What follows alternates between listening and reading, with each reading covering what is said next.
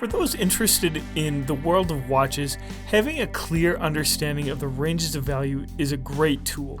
And in my last video comparing $30 watches to $300 watches, there was a big call to do the next level. That is, take middle range watches, say a $500 watch, and compare it to a $5,000 watch. And that's exactly what we're going to do in this video with the Hamilton Khaki Automatic and the Rolex Explorer. I want to explain straight away why this is a two-part series. Now, the reason is quite simple, that appreciating the differences between a $500 watch and a $5,000 watch means ascertaining certain facts that might not be obvious with a mere cursory look at the watches side by side. Nevertheless, starting by looking at the watches and seeing what impressions they respectively provide is an obvious place to start. So in this first video, I'm going to begin by getting us familiar with the watches and touching on the specifications and recognizable differences as you might get an impression handling them. And then in part 2, we're going to go further by investigating how Rolex, as an independent brand, and Hamilton, as owned by Swatch, are positioned differently as companies, and how that general conversation is going to enable us to better distinguish some of the more in-depth technical features between the Hamilton and the Rolex, as well as consider some of the noteworthy and perhaps intangible differences between these watches in terms of provenance and brand perception. At any rate, I hope to show that there are significant differences between these two watches, even though they might look very similar initially.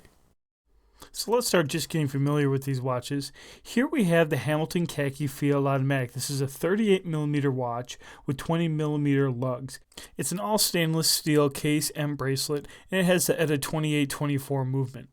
As for the dial, you can see that the hours track, which has Arabics for each of the hours, is sunken, while the seconds track bordering the dial, as well as the Hamilton branding and the military time on the inside of the dial, are raised. You have a date aperture at 3 o'clock and spear hands with a very nice red tip on the seconds hand.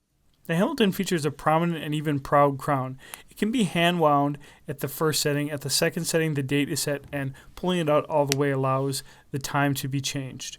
Operating the crown at every setting is simple and straightforward.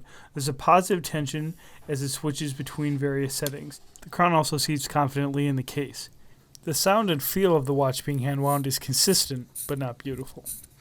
The Hamilton also features a slightly domed, uncoated sapphire crystal. Aside from the fixed bezel, the watch features all brushed surfaces.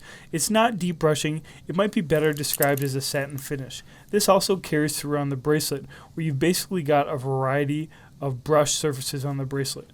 The bracelet itself is a fold-over clasp with a button. The finishing on the inside of the clasp is very basic with a number of blasted surfaces, and you can see clearly that the bracelet is made out of stainless steel. The bracelet does offer some basic adjustment with a pin, but aside from that, there's no sort of small extension link or any other forms of micro adjustment in the clasp. It's basically a very typical example of a fold-over clasp on one of these mid-range watches. The snap is confident, but a little loose even when it's fully snapped. This is not a bank vault type of clasp. It's a very basic one. The 39mm Rolex with its 20mm lug width bracelet features many similar tool watch features, but also a number of significant differences in the materials of the case and dial, as well as the bracelet construction. All the indices on the Rolex are applied, and all of them are gold, whether they're filled or the prominent 3, 6, and 9 indices. The loomed hands are also gold, and they feature most prominently the so-called Mercedes hand for the minute hand. The Rolex features the so-called Twinlock crown that is part of the Oyster watch technology, which includes a screwed caseback. The crown distinctively pops out after it's fully unthreaded, allowing the user to operate both one setting for hand winding and a second setting for adjusting the time, as this watch has no date aperture.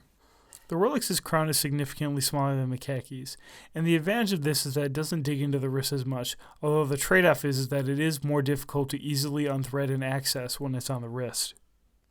When the crown is in the time-changing position, it does exhibit a little bit of wobble, and that's also true of the Hamilton. Adjusting the Rolex in either of its settings is a more smooth experience. There isn't the high-pitched gear sound that you get in the Hamilton. In general, the feeling is less mechanized and more continuous, and more pleasant to touch and hear. Typical for a modern Rolex, we have a flat uncoated sapphire crystal which sits proud above the polished fixed bezel. The Oyster bracelet has solid end links and is seamlessly integrated with the case. Rolex's current iteration of the Oyster bracelet, certainly the most iconic bracelet in the world, is beautifully finished and very sturdy. It features screwed links, which allows for very easy changing, and it features, most importantly, a very significantly updated Oyster lock clasp with a number of CNC machine parts. The diver fold-over clasp is a Rolex standard, and it's been greatly improved. As you can see, it's quite thick and overall features a lot of very sharp machining angles and touches. It's obviously quite a bit of time was spent improving the thickness of the clasp. We have an interesting snap fit spring lever system for the clasp, and although it is a typical folding clasp, all of the parts and pieces of the clasp are exquisitely finished. The feeling of solidity and precision of the Oyster lock clasp, again, is just on a completely different level. The snap is so confident, every part seems to be seamlessly fit together, and in fact, all of these bracelets are hand assembled, and so yeah, it really is quite an outstanding thing. One hidden detail that I love on this is this Easy Link clasp. The Easy Link clasp is basically a way to get a half link extension on the bracelet if your wrist swells a little bit. Again, as far as first impressions go, the movement on the Hamilton is much more exciting and interesting thanks to a display case back. It is a relatively unfinished movement. It's just an ETA 2824 movement with a Hamilton branded rotor and a few other small touches on it, but it's not even a very high grade of movement, probably a middle grade based on my understanding of the different grades of movements.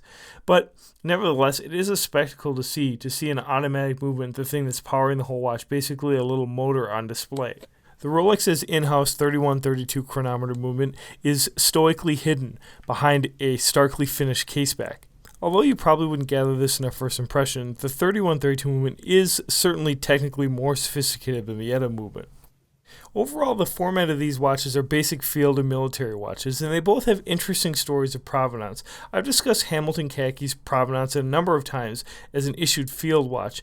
Although this watch has a very utilitarian history and somewhat utilitarian look, it's definitely a dressier version of the Hamiltons that you would have been issued, which were blasted and came on a strap. This is a little bit dressed up for a khaki, and it's straying away from its original purpose to some extent, but arguably that also makes it more versatile. In an initial impression video, it really does compare favorably to the Rolex, which, although the Rolex does feature a much more deeply finished case in terms of polishing and brushing, both basically feature a utilitarian look. Now, I've discussed in my Rolex review video how I think this watch has strayed somewhat from its original pure tool purpose as an Explorer's watch, but the feeling overall of the Explorer is really substantial. I would say compared to the Hamilton, even though they're very similar in weight, that the Rolex does feel sturdier and perhaps more confidence-inspiring. There's a sense with both of the watches that they're really not going to need a lot of your attention. As far as luminescence on the dials are concerned, both of them are competent, maybe with the edge to Rolex. The Rolex does feature a number of little things that make it feel a little bit better put together. One example right away that I can show you is the bracelet. Here's the Hamilton's bracelet shaking along. It really is kind of loose. And by contrast, the Rolex bracelet has much tighter tolerances. This is something you definitely feel on the wrist. And of these two watches, the Rolex has been worn quite a bit more. As far as the typography on the dials go, they're both competent, although neither of them, I would say, are particularly beautiful or exceptional in that respect. A number of the features we've discussed seem like they're toss-ups overall. The Rolex's crown in some ways is more sophisticated and sturdier, but it's also smaller and harder to operate. The Hamilton's dial doesn't feature the fancy applied indices, but you do get a date complication. So, if I were to summarize my comparison of these two watches without much knowledge of their brands, manufacturing processes, technical features, or other important aspects, is there a clear winner? Well, it's hard to say. The Rolex definitely feels nicer than the Hamilton and has a number of elements that seem to be more finely made, but it's hard to see how those things would justify it being 10 times the price of the Hamilton. Both watches are extremely simple as far as their timekeeping functions are concerned, and both at least on paper, seem to have very similar specifications. However, I think I'd be grossly misleading you if I gave the impression that I think these two watches are basically equivalent. So please stick around for part 2, where I'm going to investigate these two brands historically and as manufacturers, and get into some of the more in-depth technical differences between these two watches. They're noteworthy and perhaps a little intangible, but I think they make a difference.